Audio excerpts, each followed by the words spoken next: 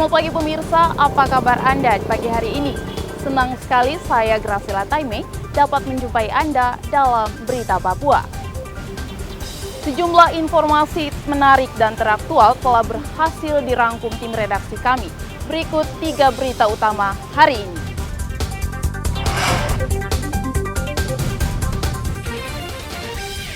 Buron sejak tahun 2020 terpidana korupsi ratusan miliar dana desa diringkus kejaksaan. KPU Papua Selatan temukan mantan pejabat korupsi mendaftar menjadi bakal calon legislatif. Tenaga kesehatan di Tambrau minta jaminan keamanan saat bertugas di pedalaman.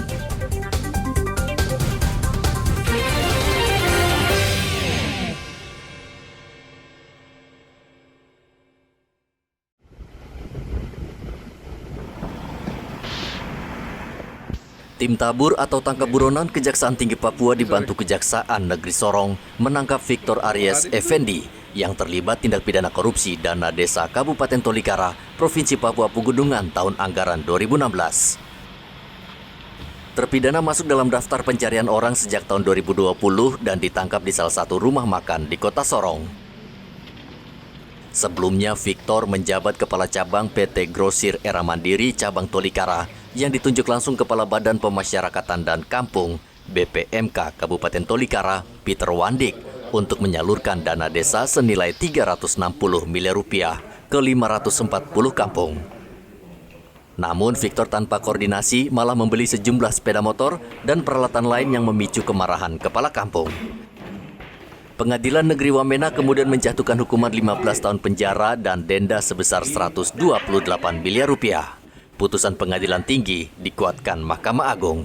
Namun saat proses sidang di Pengadilan Tinggi, masa penahanan Victor habis dan ia dibebaskan Lapas AB Pura. Sejak itu pula, Victor tidak diketahui rimbanya. Kerugian negara yang ditimbulkan sekitar 318 miliar sekian. Lumayan besar ya ini ya. Dan ini yang dikorupsi yang menyangkut hajat hidup orang banyak, yakni dana desa di Kabupaten Tolikara. Kalau segini banyaknya kan berapa penduduk yang dirugikan. Dan terpidana ini atas nama Victor Aries Effendi selaku Kepala Cabang PT Grosir Era Mandiri. Dan luar biasa juga putusan pidananya 15 tahun. Kejaksaan Tinggi Papua juga menyita barang bukti berupa uang tunai 9,7 miliar rupiah. Saat ini tim tangkap buronan tengah memburu Kepala BPMK Peter Wandik yang belum menjalani hukuman penjara sesuai putusan Pengadilan Negeri Wamena. Dari Kota Jayapura, Papua, Hendra melaporkan. Komisi Pemilihan Umum KPU Kota Jayapura menemukan 1.700 data pemilih ganda yang diperoleh dari hasil rekapitulasi dalam daftar pemilih sementara. Ketua KPU Kota Jayapura Otovianus Injama mengatakan pemilih ganda muncul karena ada warga yang sudah pindah domisili ke provinsi dan kabupaten atau kota lain, tetapi tidak melapor ke pemerintah Kota Jayapura. Menurut Otovianus, pihaknya sedang dalam tahap pembersihan data pemilih ganda. Data ganda, kita belum bisa menyebut DPT karena kita masih proses. Sementara ini DPS HP terakhir, data ganda yang sedang dikerjakan sementara ini 1.700. Data ganda, yaitu data ganda antar kabupaten dan provinsi. Kebanyakan adalah data ganda provinsi. Sehingga beda provinsi sehingga sedang dikerjakan dengan catatan bahwa kalau data siapnya ada di provinsi lain, maka kalau mereka bisa membuktikan dengan data dukungnya yaitu KTP dan KK, maka data tersebut akan dihapus di Kota Jayapura. Tapi kalau data siapnya ada di Kota Jayapura, maka kalau kita data dukung kita tunjukkan, maka data tersebut tetap ada di Kota Jayapura.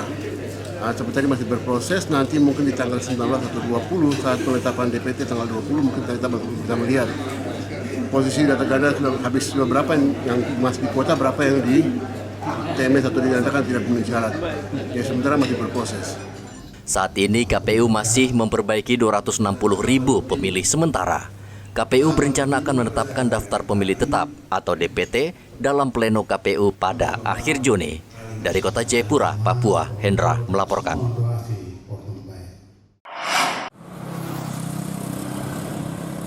Sejumlah mantan pejabat mendaftarkan diri menjadi bakal calon legislator ke KPU Provinsi Papua Selatan. Sebagian dari mereka pernah menjalani hukuman di Lapas Merauke karena kasus korupsi. Ketua KPU Papua Selatan Teresia Mahuse menyatakan belum mengetahui jumlah para mantan pejabat yang pernah terseret kasus korupsi. Namun yang pasti mereka mencalonkan diri sebagai bakal calon legislator untuk Provinsi Papua Selatan. Ibu katanya mantan narapidana itu yang korupsi itu mantan pejabat ya Bu? Iya. Ya ada lah. Ada ya. Ada berapa orang Bu? Nah ini yang tadi saya sampaikan Iya. untuk jumlah, Boleh untuk dong. untuk rekapnya saya belum tahu pasti, tetapi ada. Provinsi, Beberapa provinsi ada dan hampir ada beberapa ya saya tidak hafal, ada beberapa yang memang mantan terpidana kasus korupsi maju untuk provinsi. Katanya ada 3 ya Bu ya? Ada 3. Siapa? Saat ini KPU Papua Selatan sudah menyelesaikan pemeriksaan berkas 540 bakal calon legislator dan 17 diantaranya menyalonkan diri untuk DPD RI. Setelah itu KPU masih akan memperbaiki berkas para bakal calon yang tidak sesuai aturan akan ditolak.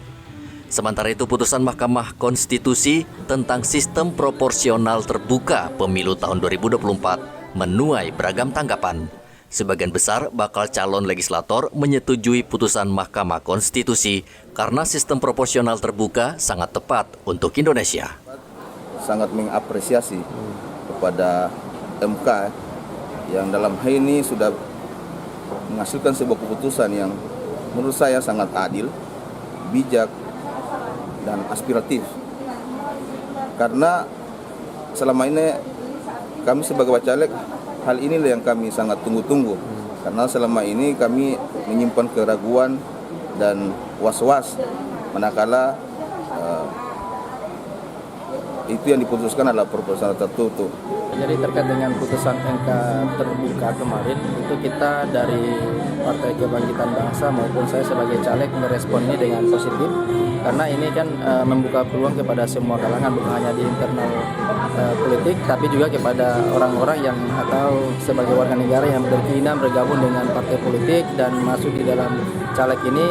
Mudah-mudahan ke depan ini tetap proporsional terbuka. Putusan Mahkamah Konstitusi itu kan pasti kita semua mendukung, sehingga kesiapan partai untuk menghadapi entah sistem tertutup atau terbuka bagi kami tidak ada masalah. Jadi semua bisa jalan baik untuk menghadapi pemilu 2024. Lebih baik gitu justru dikendaki oleh semua orang, saya pikir. Dan Golkar komitmen gitu, untuk mendukung proporsional terbuka. Itu sudah bahkan di Rakernas pun disampaikan. Rumor mengatakan bahwa ini berpotensi terjadinya money politik kalau dalam sistem proporsional terbuka. Seperti Anda apa menanggapinya, Pak? Justru di sini lebih jauh dari money politik karena masyarakat lebih kenal siapa yang akan dipilih. Ketimbang hanya memilih partai, nggak tahu siapa nanti akan dipilih jadi anggota dewan. Gitu. Karena ketika proporsional tertutup lebih rentan titipan daripada DPP. Dengan sistem proporsional terbuka, masyarakat secara langsung memilih calon legislator yang diinginkan dengan mencoblos nomor urut. Sementara tertutup, pemilih mencoblos partai, bukan calon. Muhammad Ridwan melaporkan dari Merauke, Papua Selatan.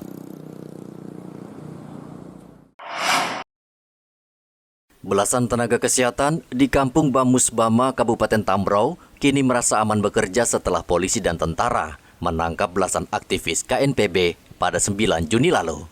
Mereka ketakutan dan sempat mengungsi ke kota Sorong karena mendapat ancaman akan dibunuh KKB.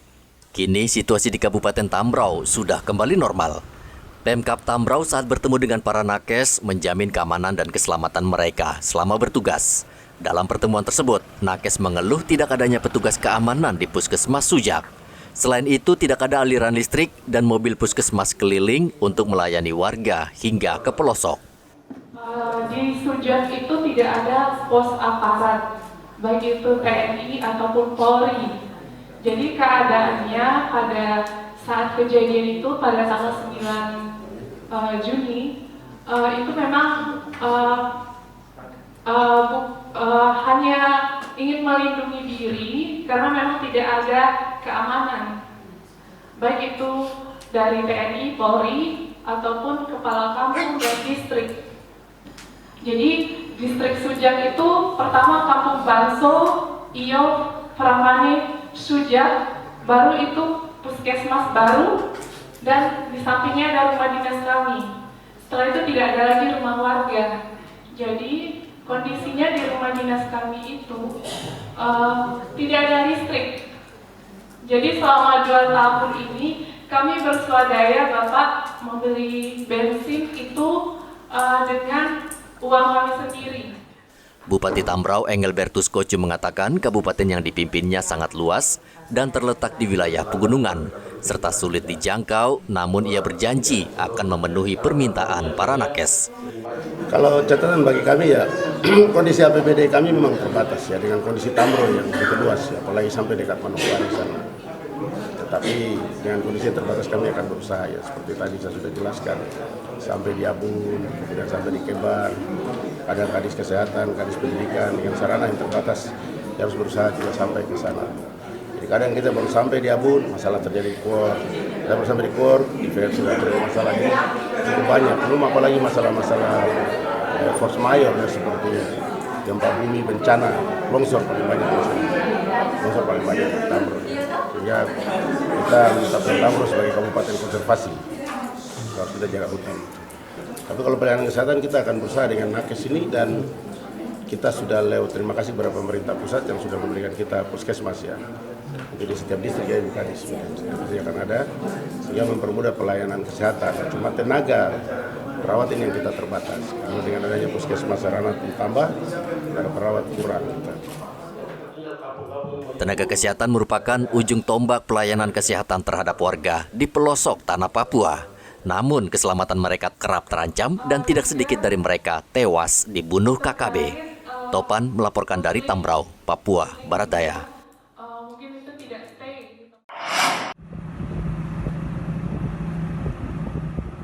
Kantor Sartimika memperingatkan warga di pesisir dan para nelayan agar tidak beraktivitas untuk sementara waktu di laut karena saat ini cuaca sangat buruk. Menurut BMKG, cuaca di perairan Mimika sangat ekstrim, yakni hujan disertai gelombang laut yang tingginya mencapai 2,5 meter. Hal ini sangat membahayakan keselamatan nelayan yang menggunakan perahu kecil saat mencari ikan. Kakan Sartimika, George Mercy Randang berpesan kepada dinas terkait untuk membantu memperingatkan para nelayan dan warga agar menunda sementara mencari ikan. Kepada para masyarakat agar benar-benar mengikuti, memahami, dan memantau terkait dengan perkembangan cuaca. Sesuai dengan informasi yang dirilis bahwa gelombang saat ini mencapai 1,5 sampai 2,5 meter. Tentunya masyarakat lebih paham terkait dengan situasi dan kondisi perairan antara Timika Asmat. Oleh karena itu, mari betul-betul memahami keselamatan dan kalau boleh menunda perjalanan ataupun penggunaan peralatan atau menggunakan transportasi laut menuju daerah-daerah yang berada melewati lalu lintas laut.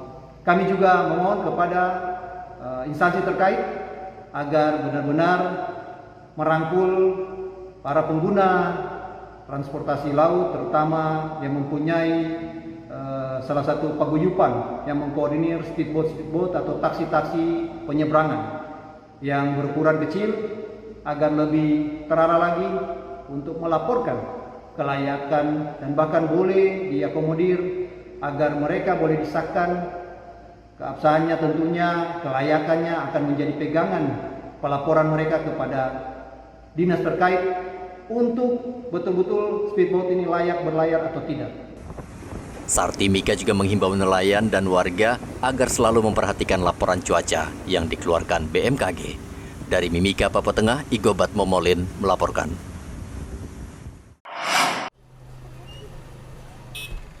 Pemerintah Kota Jayapura menyalurkan paket bantuan bahan pokok bagi 77 keluarga korban kebakaran di belakang Pasar Yotefa, Kelurahan Waimhorok. Bantuan diserahkan Wali Kota Jayapura, Frans PK. Ia mengatakan Pemkot Jayapura telah memberlakukan status tanggap darurat selama sepekan mendatang.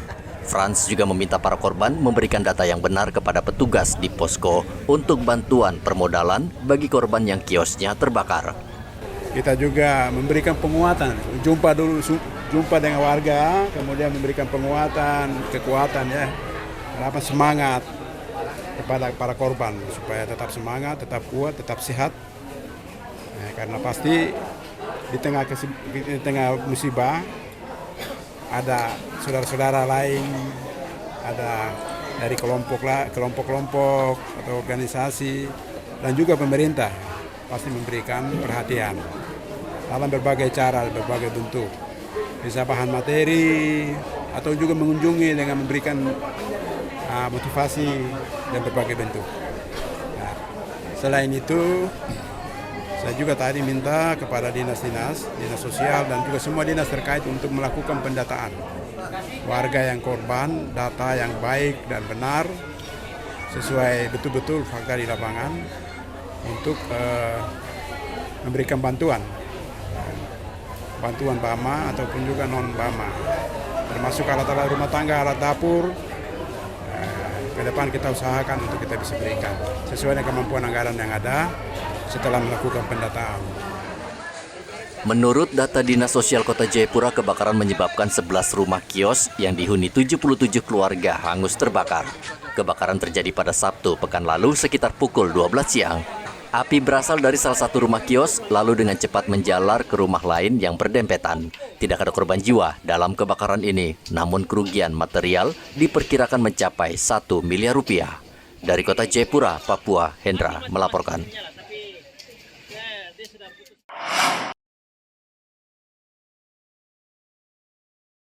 Jumlah penderita stunting atau anak kurang gizi di Papua Barat masih banyak dan untuk memberantasnya tidak mudah.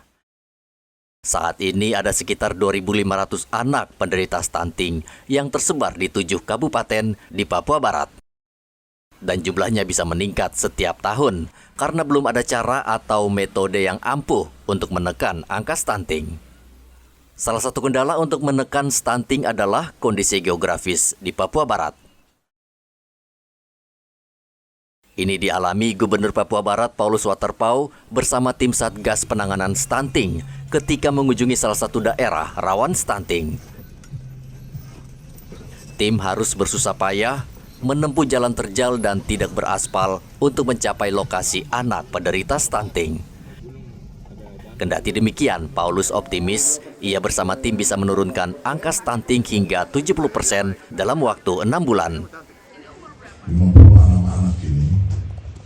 Kalau kita bisa bangkitkan mereka lah nanti yang menduduki posisi-posisi penting di 22 tahun yang akan datang. 100 tahunnya Indonesia, 100 tahunnya Indonesia di wilayah Indonesia yang ada di Provinsi Papua Barat, yang ada di Kabupaten Pegunungan Ampel. Terus kita sebagai orang tua sekarang dipercayakan diamanatkan seperti itu. Jadi saja yang saya mengingatkan, artinya ayo mari kita bergerak bersama ya. Mindset dari masyarakat belum oke, setuju, tidak apa-apa, kita pelan-pelan. Selain faktor geografis, kemiskinan ekstrim juga menjadi penyebab stunting. Bapeda Papua Barat menyebutkan kemiskinan ekstrim di Papua Barat melebihi angka kemiskinan nasional sebesar 8,3%.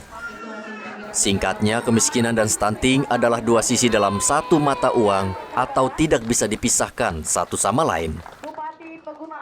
Satu lagi masalah adalah maraknya pernikahan dini di Papua Barat karena pasangan muda belum memahami soal gizi dan belum berpengalaman merawat bayi. Menutup diri, kemudian menganggap bahwa dunia lain, semua orang punya urusan, dunia kita orang punya urusan. Tidak bisa. Kita sekarang sudah campur kawin-mawin dengan kehidupan modernisasi, kehidupan yang jauh lebih maju. Nah, tolong bicarakan dengan orang tua dengan baik tentang adat ini. Saya berharap sebenarnya kawin di usia dini itu harus di stop. Sebenarnya itu ada aturannya, ada undang-undangnya melarang itu. Menikah itu harus minimal berusia Perempuan 19. Kalau masih SMA, apalagi SMP, menurut saya ini kita harus rubah dia. Minta maaf. Semoga ibu-ibu tuh bisa saling peduli satu sama lain. Jadi misalnya melihat ada anak tetangganya yang seperti apa gitu ya, boleh mengingatkan mamanya seperti itu ya. Jadi kita harus berpikirnya, tadi udah disampaikan Pak Gubernur, 20 tahun lagi ke depan anak kita ini kira-kira mau jadi apa. Udah nggak ada yang nggak mungkin. Sekarang itu segala sesuatunya mungkin terjadi. Sepanjang jalan juga mau di lembah, di bukit, di gunung, di rawa, dimanapun di Papua ini, saya sudah melihat semua orang pegang handphone, sudah punya handphone, punya cellphone gitu. Itu menandakan apa? Dunia kita udah nggak terbatas. Jadi adik-adik remaja yang diri di sana, kalau mau tahu apa yang terjadi di Jakarta, bisa lihat di handphone. Betul nggak?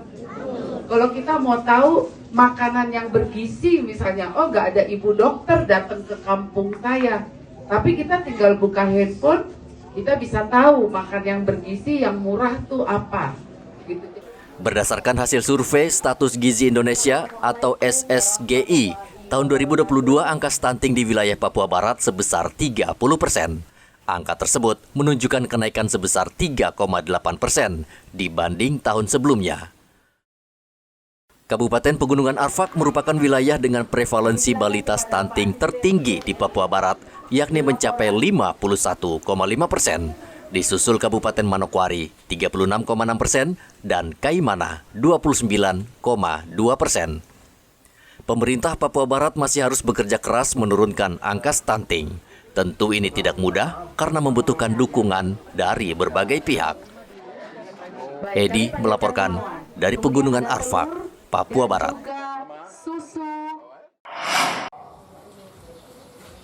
Perayaan Idul Adha jatuh pada tanggal 29 Juni mendatang. Dinas Peternakan Merauke meminta umat Islam yang hendak berkurban memotong hewan kurban di rumah pemotongan hewan atau RPH milik Dinas Peternakan. Hal ini untuk menjaga kebersihan dan higienis daging agar tetap sehat dan aman untuk dikonsumsi. Tim Kesehatan Hewan Kurban Dinas Peternakan Merauke Vivi Erawati mengatakan banyak sapi yang akan dikurbankan sepintas terlihat sehat. Namun bisa jadi hewan tersebut menderita penyakit tertentu dan dagingnya tidak aman untuk dikonsumsi.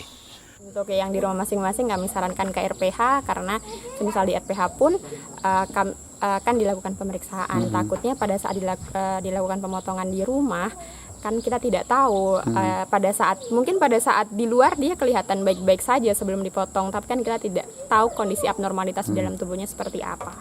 Wabah penyakit mulut dan kuku saat ini melanda sejumlah daerah di Indonesia dan sudah saatnya umat Islam mempertimbangkan kembali penyembelihan hewan kurban di tempat terbuka, termasuk halaman masjid atau musola.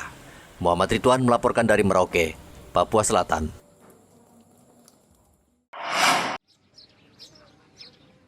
Kendati kerap diganggu kelompok kriminal bersenjata, Satuan Tugas Yonif 305 Kostrat yang bertugas di Kabupaten Intan Jaya tetap membantu meningkatkan perekonomian warga setempat.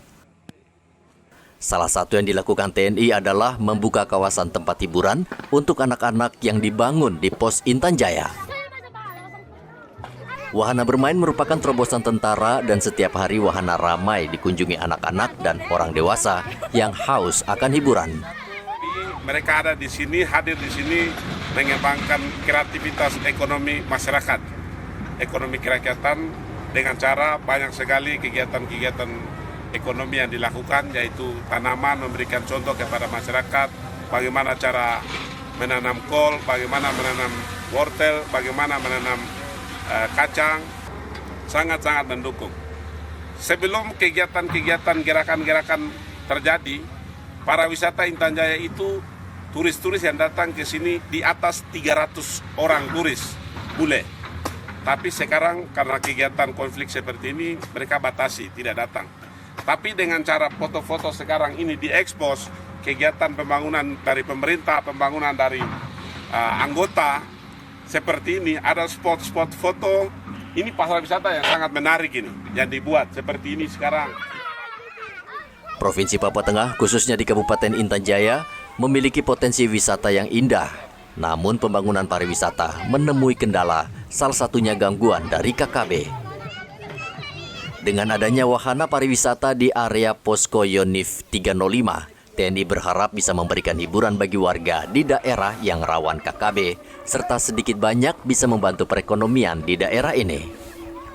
Sementara itu di Kabupaten Mimika, Satgas Yonif 631 ATG yang bertugas di Kampung Singa, Distrik Tembagapura, membantu pegawai kesehatan melayani warga dan para lansia. Pelayanan kesehatan diberikan secara gratis dengan cara mendatangi satu persatu rumah lansia. Mereka membantu membersihkan badan serta merawat tempat tidur agar lansia tetap sehat dan bersih. Bersinergi dengan tim medis dari Puskesmas Singa untuk meningkatkan kualitas kesehatan masyarakat. Sebelumnya kami telah melaksanakan pendataan keluarga sehat dan hari ini kami memberikan pelayanan kepada lansia, yaitu dengan memandikan dengan air hangat dan memberikan pakaian yang layak dan bersih, memberikan makanan yang bergizi dan minum susu, serta membersihkan tempat tinggal dan lingkungan agar nyaman dan sehat. Sebagian lansia mengalami kebutaan dan sulit berjalan akibat usia yang lanjut mencapai 100 tahun. Agar tetap sehat, mereka juga diberi vitamin, pakaian, serta makanan bergizi. Igobat Momolin melaporkan dari Intan Jaya dan Mimika. Pemirsa, informasi tadi sekaligus mengakhiri jumpa kita dalam Berita Papua. Saya Graciela Taime mewakili seluruh kru kerabat kerja yang bertugas menyampaikan terima kasih. Selamat beraktivitas. Sampai jumpa. Wanyambe.